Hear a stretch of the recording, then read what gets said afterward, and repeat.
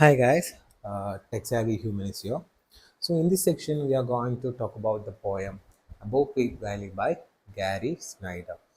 നമ്മൾ സയൻസിൻ്റെ AC paper ആയിട്ടുള്ള എബിലിറ്റി എൻഹാൻസ്മെൻറ്റ് പേപ്പർ ആയിട്ടുള്ള നമ്മുടെ ഇംഗ്ലീഷ് പേപ്പറിലെ രണ്ടാമത്തെ ഒരു പോയമാണ് നമുക്ക് പഠിക്കാനുള്ള എബോവ് പീറ്റ് വാലി എന്ന് പറയുന്ന ഗാരി സ്നൈഡർ എഴുതിയിട്ടുള്ള ഒരു പോയമാണ് നമുക്കിതിൽ പഠിക്കാനുള്ളത്.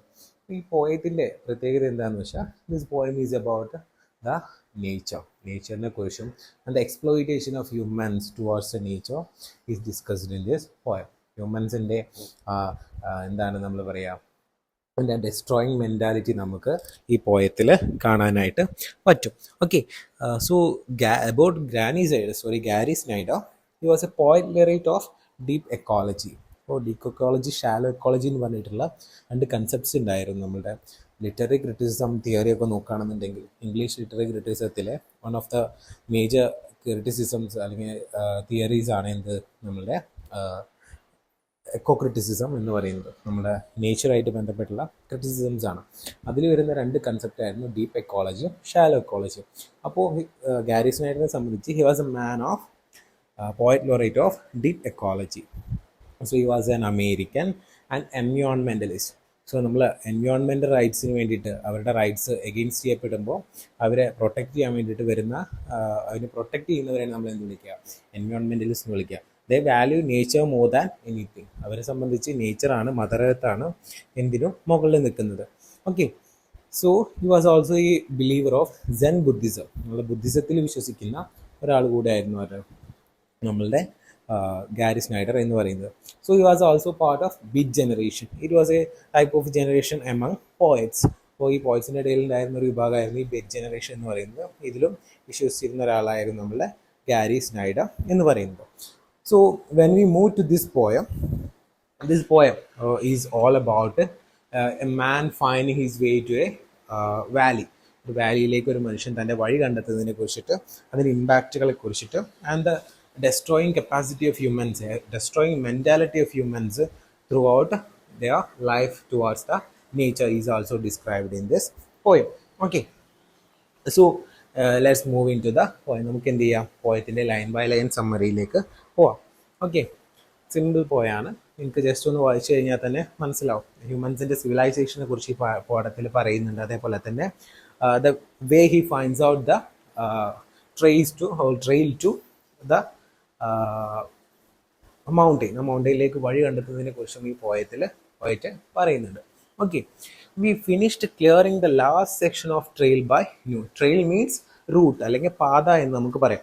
പോയിട്ട് പറയുന്നുണ്ട്, അവരെന്ത് ചെയ്യുന്നുണ്ട്, ഉച്ചയായപ്പോഴേക്കും അവർ പോകാൻ ഉദ്ദേശിക്കുന്ന സ്ഥലത്തേക്കുള്ള പീറ്റ് വാലി എന്ന സ്ഥലം പറയുന്നുണ്ട്, ഹെഡിങ്ങിൽ തന്നെ പറയുന്നുണ്ട്, പീറ്റ് വാലിക്ക് മുകളിൽ എന്ന് പറയുന്നുണ്ട്.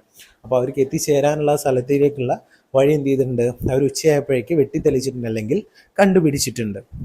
High on the ridge side 2000 feet above the creek reached the pass went on. High on the ridge side. അപ്പോൾ ഈ സ്ഥലം ഏതിലൂടെയാണ് പോകുന്നത്, നമ്മുടെ ഒരു കുന്നും പ്രദേശത്ത് ചെരിഞ്ഞു നിൽക്കുന്ന ഒരു കുന്നിൻ്റെ മുകളിലൂടെയാണ് ഈ വഴി പോകുന്നത്. 2000 feet above the creek. അവിടെ ഒരു അരുവിയാണ്. ക്രീക്ക് മീൻസ് സ്മോൾ റിവർ, അല്ലെങ്കിൽ ഒരു അരുവി. നമുക്ക് റിവർ അല്ല, ഒരു പോണ്ട് എന്ന് നമുക്ക് പറയാൻ പറ്റും. അപ്പോൾ ആ പോണ്ട് എന്താണ്, ആ ഒരു പോണ്ടിൻ്റെ സൈഡിലൂടെയാണ് ഇത് പോകുന്നത്. 2000 feet above ആയിട്ടാണ് ഈ പോണ്ട് നിൽക്കുന്നത്, അല്ലെങ്കിൽ ഈ ക്രീക്ക് നിൽക്കുന്നത്.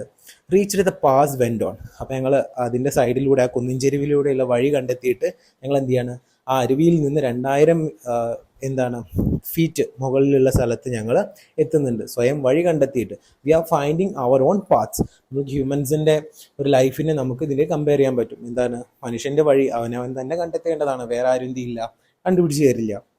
Okay, reached the pass went on beyond the white pine grows. അപ്പോൾ ഈ വഴി കണ്ടെത്തിയിട്ട് എന്ത് ചെയ്യാണ്, ഇതിലൂടെ ഈ വൈറ്റ് പൈൻ മരത്തിൽ, അവിടെ ഒരു വാലിയിൽ ഞങ്ങൾ എത്തി.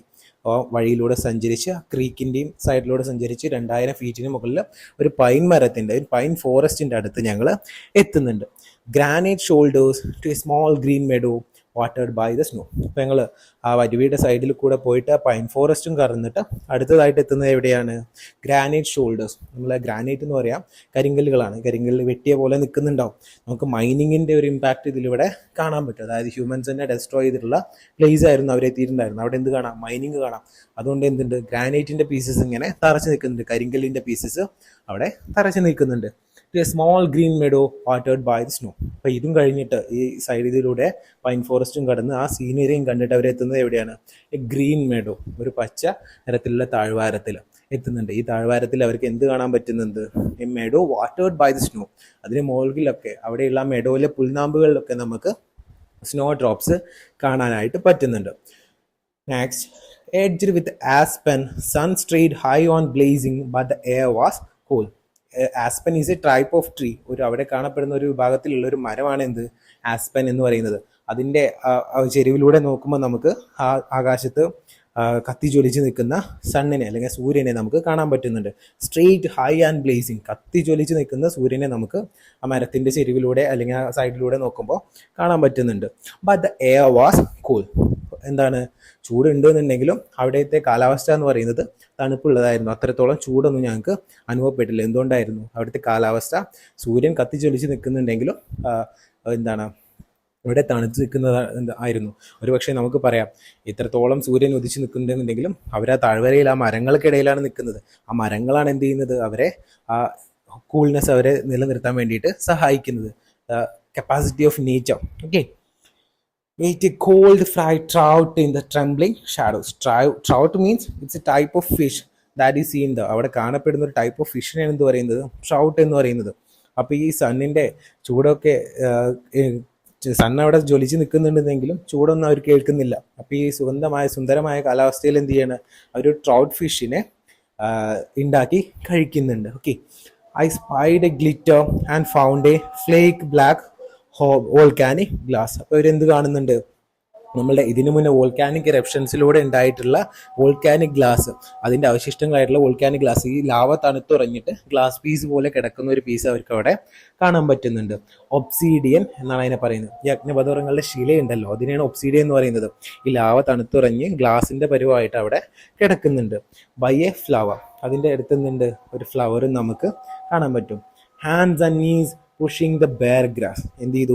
ഞങ്ങൾ വീണ്ടും നടക്കുകയാണ്. ഞങ്ങളുടെ കൈ കൊണ്ട് ബെയർ ഗ്രാസ്, ഒരു നീണ്ട നിരത്തിലുള്ള വാള് പോലെ നിൽക്കുന്ന, ഇങ്ങനെ തൂങ്ങി നിൽക്കുന്ന ഒരു ടൈപ്പ് ഓഫ് കുറ്റിച്ചെടി അല്ലെങ്കിൽ ഒരു ചെടിയാണ് എന്ത്?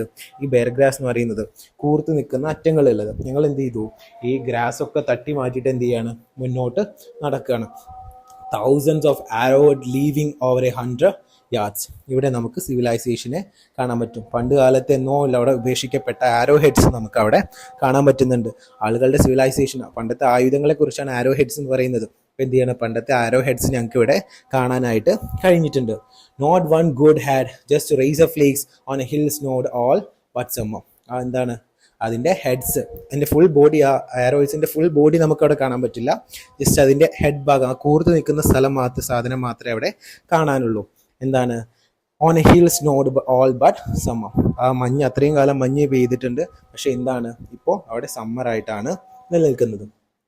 A land of fat summer deer they came to camp. ആ സമയത്ത് എന്താണ്? ഒരു ഫാറ്റ് ഡിയർ, ഒരു തടിച്ചിട്ടുള്ള ഒരു മാന് എന്ത് ചെയ്യണം? അവിടേക്ക് കടന്നു വരികയാണ്. By finding their own path, അവരുടേതായ വഴി എന്ത് ചെയ്തിട്ടുണ്ട്? അവർ തന്നെ കണ്ടെത്തിയിട്ടുണ്ട്. Humans are lazy to find out their way, but animals always find out way to survive and travel. അവർക്ക് എന്ത് ചെയ്യാം? അവർക്ക് വേണ്ട വഴികളും സ്ഥലങ്ങളൊക്കെ എന്ത് ചെയ്യാറുണ്ട്? അവർ സ്വയം കണ്ടെത്താറുണ്ട്. അതേപോലെ തന്നെ ആ ഡിയർ എന്ത് ചെയ്തിട്ടുണ്ട്? അവർ ഒരുമിച്ച് എന്ത് ചെയ്തിട്ടുണ്ട്? സ്വന്തം വഴി കണ്ടെത്തിയിട്ട് അവിടെ എത്തിയിട്ടുണ്ട്. I followed my own trail here. അതേപോലെ തന്നെ ഞാൻ എന്ത് ചെയ്തു? അവരവരുടെ വഴി തേടിയിട്ട് ഇവിടെ എത്തി. ഞാൻ എന്ത് ചെയ്തു? എൻ്റേതായ വഴി, എനിക്കുള്ള വഴി ഞാൻ തന്നെ കണ്ടെത്തിയിട്ട് എൻ്റെ പാത പിന്തുടർന്നിട്ട് എന്ത് ചെയ്തു? എൻ്റെ പാത വെട്ടിത്തെളിച്ചിട്ട് ഞാനും ഇവിടെ എത്തിയിട്ടുണ്ട്. Picked up the cold drill, picked single jack and sack of dynamite 10,000 years. So ഇതിനെ എക്സ്പ്ലോയിറ്റേഷനാണ് ഈ ലൈൻസിലൂടെ പറയുന്നത്. അതായത് നേച്ചറിനെ ഹ്യൂമൻസ് ചെയ്തിട്ടുള്ള എക്സ്പ്ലോയിറ്റേഷൻസും ഇതൊക്കെ എക്യുപ്മെൻറ്റ്സ് ആണ്, അല്ലെങ്കിൽ എന്താണ്? നമ്മളുടെ നേച്ചറിനെ എക്സ്പ്ലോയിറ്റ് ചെയ്യാൻ ഉപയോഗിക്കുന്ന എക്യുപ്മെൻറ്റ്സ് ആണ് ഈ പറഞ്ഞിട്ടുള്ളത്. പിക്കപ്പ് ദ കോൾഡ് ഡ്രിൽ, നമ്മൾ തുളയ്ക്കാൻ വേണ്ടി ഉപയോഗിക്കുന്ന ഒരു ഉപകരണമാണ് എന്ത്? Cold drill. Pick, single jack and sack of dynamic. ഈ സിംഗിൾ ജാക്ക് പോലെയുള്ള ഇങ്ങനത്തെ ഉപകരണങ്ങളൊക്കെ ഉപയോഗിച്ച് എന്ത് ചെയ്യാണ്, നമ്മൾ പ്രകൃതിയെ ചൂഷണം ചെയ്തുകൊണ്ടേയിരിക്കുകയാണ്. And sack of dynamite. Dynamite എന്ന് പറഞ്ഞാൽ നമുക്കറിയാം, ഇങ്ങനെ കല്ലുകളൊക്കെ പൊട്ടിക്കാൻ വേണ്ടിയിട്ട് നമ്മൾ ഉപയോഗിക്കുന്നത്, എസ്പെഷ്യലി കോറികളിൽ അവിടെയൊക്കെ. അതും എന്ത് ചെയ്യാം, നമുക്കിവിടെ കാണാൻ പറ്റും. സോ ഈ ലൈൻസിലൂടെ നമുക്ക് മനസ്സിലാക്കാൻ പറ്റുന്നത് the exploitation of humans towards the nature. പ്രകൃതിയോട് മനുഷ്യന്മാർ ചെയ്യുന്ന ക്രൂരതകൾ, എങ്ങനെയൊക്കെയാണ് ക്രൂരതകൾ ചെയ്യുന്നത്, ഇത്തരത്തിലുള്ള ഉപകരണങ്ങളും ഡൈനാമൈറ്റുകളൊക്കെ ഉപയോഗിച്ചിട്ടാണ് എന്ത് ചെയ്യുന്നത്, ഇവരിത് ചെയ്തിട്ടുള്ളത്.